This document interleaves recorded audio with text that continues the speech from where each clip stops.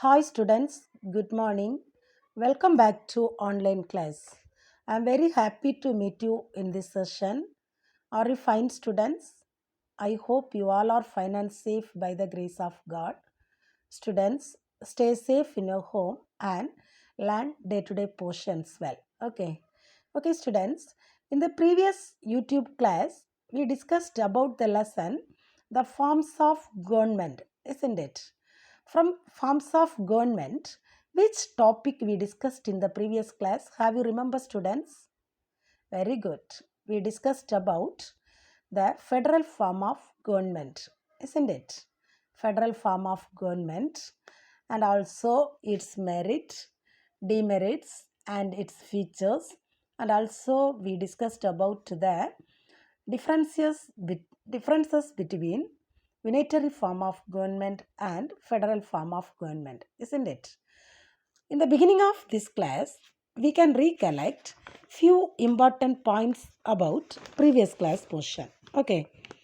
In previous class, first of all, we discussed about federal form of government.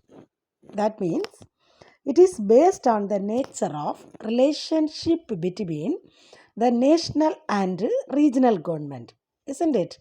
That means the federal government is one in which powers are divided between the national government and the regional government. But okay, what are the examples of federal form of government? Very good. USA, Switzerland, Australia, Canada, Russia, Brazil, Argentina. These countries are the best examples of the federal form of government, isn't it? From here, next we discussed about the merits of federal form of government and the demerits of federal form of government. Then the federal features of Indian Constitution we discussed. Then finally, we discussed about the differentiate between unitary form of government and the federal form of government. What are the differentiate between the unitary form of government and the federal form of government? Unitary form of government has only one level of government, isn't it? But the federal form of government has two levels of government. Then unitary form of government has single citizenship, but federal form of government has dual citizenship. That means double citizenship, isn't it? Then unitary form of government has no division of power, but federal form of government has the division of power, isn't it? These are the important differentiate between unitary form of government and the federal form of government. Okay students, these all things we discussed in the previous class, and also I gave some question answers. I hope you learned that question answers also. Those who didn't learn, you have to learn that question answers. Okay students, now let us come forward to today's class. Okay, today I am going to discuss about parliamentary form of government and presidential form of government. Okay, first we learned about the different types of government. There are four types of government, isn't it? What are they? Unitary form of government, federal form of government, parliamentary form of government, and presidential form of government, isn't it? From here, in the previous classes, we discussed about the unitary form of government and the federal form of government. Okay, so today I am going to explain about the third type of government, that is the parliamentary form of government. Okay, before that, I am going to explain what is parliament. Okay, what is parliament? Now, listen here. Parliament is a national assembly of elected representatives of the people. What is parliament? Parliament is a national assembly of elected representatives of the people. Okay. Then, what is meant by parliamentary form of government?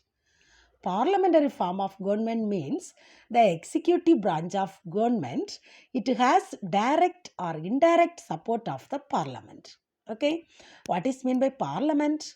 Parliament is a national assembly of elected representatives of the people. What is meant by parliamentary form of government? Parliamentary form of government means the executive branch of government. It has direct or indirect support of the parliament. Okay, students. Now I am coming to the point. Okay, parliamentary form of government. Now listen here. Modern democratic governments has two types. Okay, that means modern democratic government are classified into two. They are parliamentary and presidential.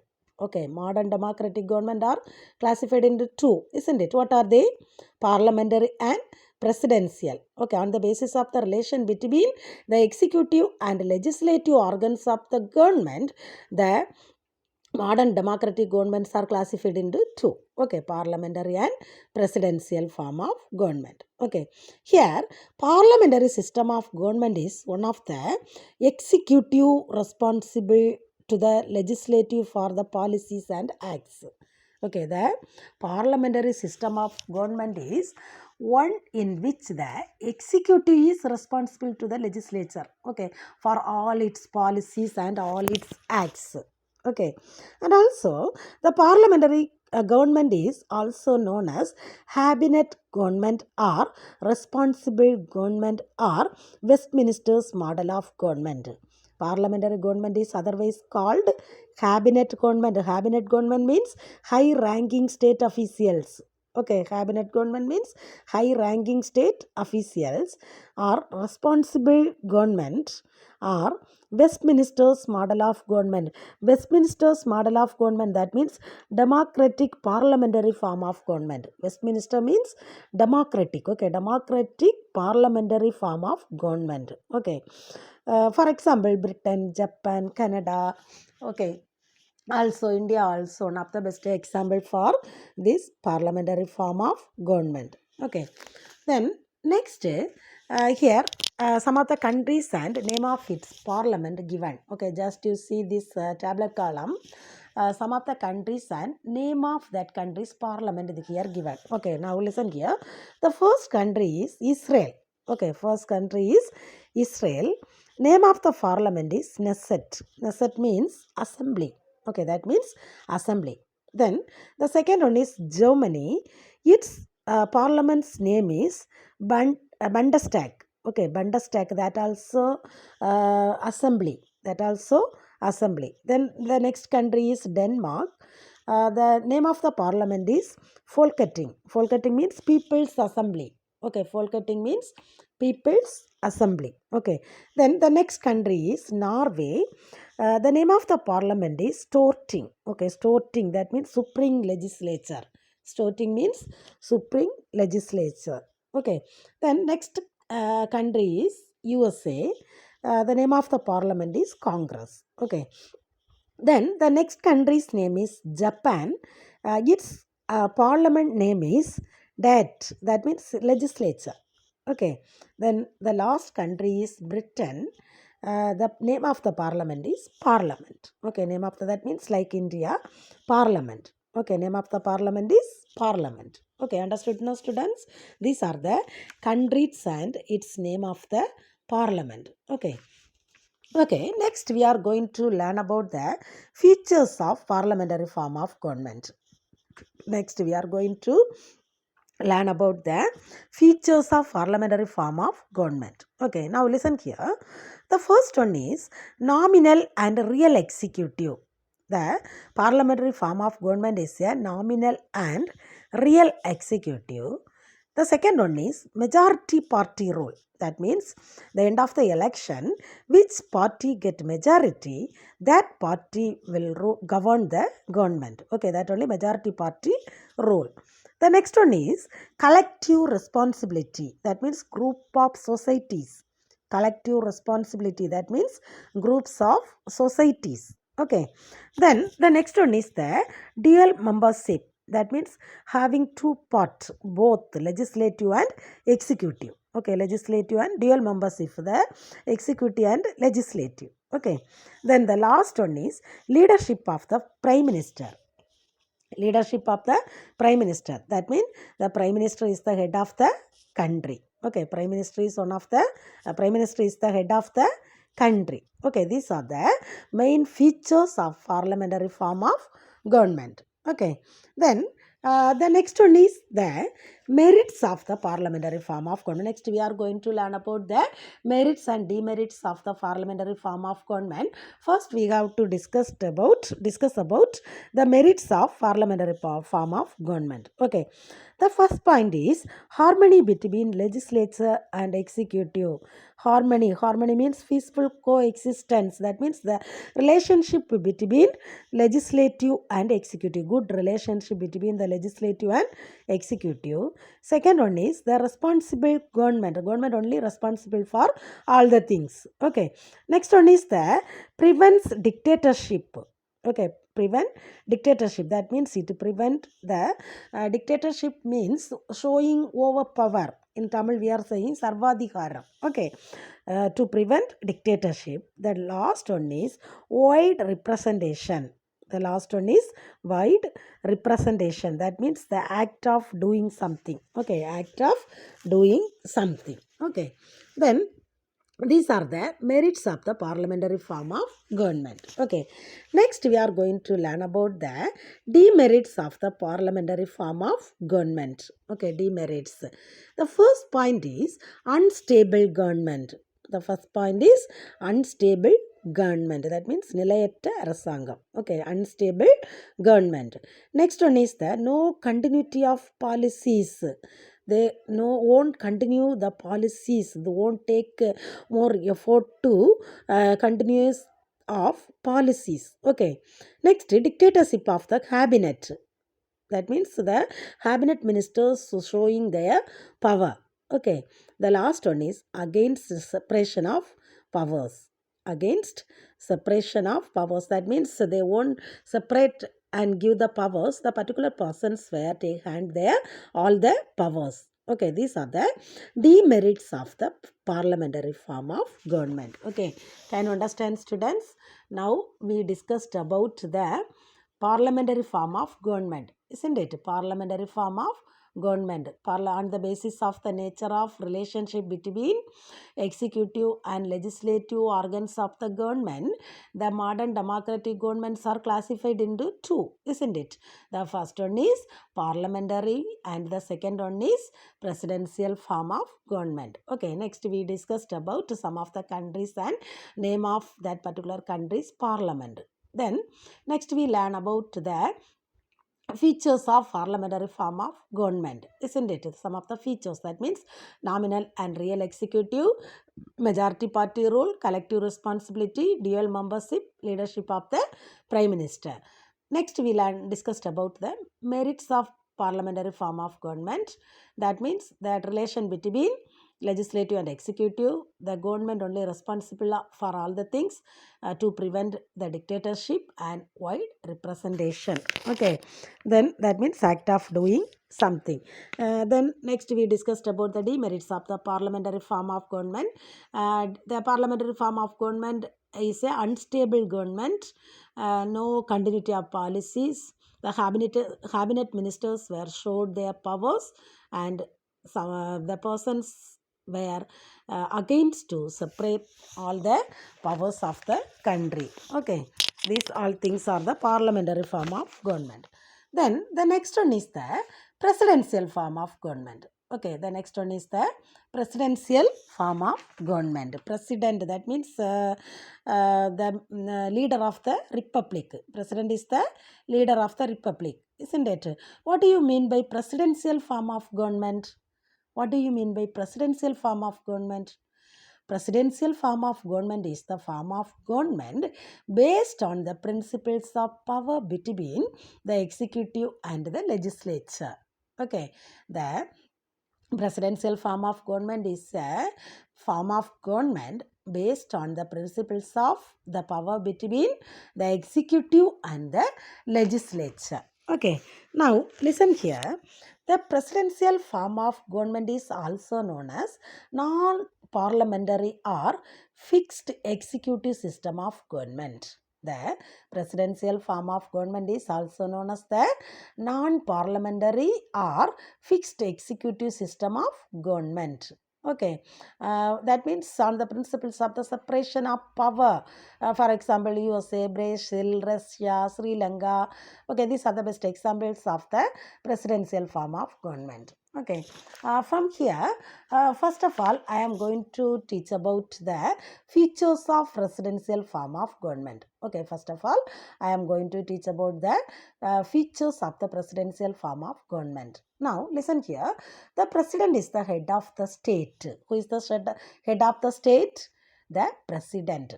Okay, in the presidential form of government, who is the head of the state? The president. Okay, the president is the head of the state. The president is elected by the electoral college. Already in the previous class, I explained about the electoral college, isn't it? So that electoral college only elected by the president.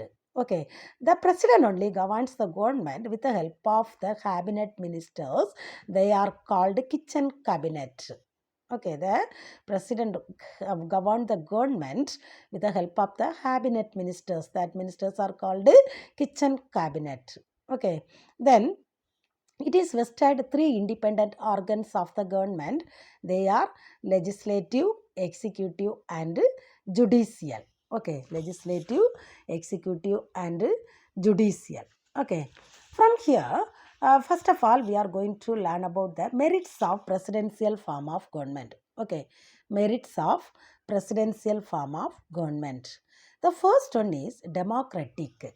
The presidential form of government is a democratic government. Okay, what is meant by democracy? You know, isn't it? What is meant by democracy? By the people, for the people, and of the people, isn't it? Abraham Lincoln's definition. Did you remember, students? Okay. The first merit is the democratic. That means the democratic form of government. Second one is effective control by the president. That means the state or the country is controlled by the president. Okay, then facilitate decision making. The last one is the state government. Okay, these are the important merits of the presidential form of government. Okay, next we are going to discuss about demerits of the presidential form of government. Okay, finally we are going to discuss about the demerits of the presidential form of government. The first point is can degenerate into dictatorship. That means to become worse dictatorship. That means no one show the power because the president only the head of the state, isn't it? So no one show their power. So degenerate into, that means worse dictatorship condition. Okay, next a strained relationship between executive and legislature. That means more effort they are taking, more effort to relationship between executive and legislative. Then the last one is lack of harmony between legislature and executive. That means no peace among, that means no relationship between the legislative and executive. Okay, these are the demerits of the presidential form of government. Okay, students, first we learned about the parliamentary form of government, then finally now we discussed about the presidential form of government. That means presidential form of government is otherwise called non-parliamentary or fixed executive system of government, isn't it? From here, first we discussed about the features of the presidential form of government, isn't it? That means the president is the head of the state. The president is elected by the electoral college. Okay, on the tenure of 4 years. Okay, on the tenure of 4 years. Then the president only governed the country or state with the help of the cabinet ministers. They are called the kitchen cabinet. Okay, then next we discussed about the merits and demerits of the presidential form of government, isn't it? Finally, we discussed about the merits of the presidential form of government and demerits of the presidential form of government, isn't it? First, we discussed about the merits. It is a democratic, that means democratic form of government.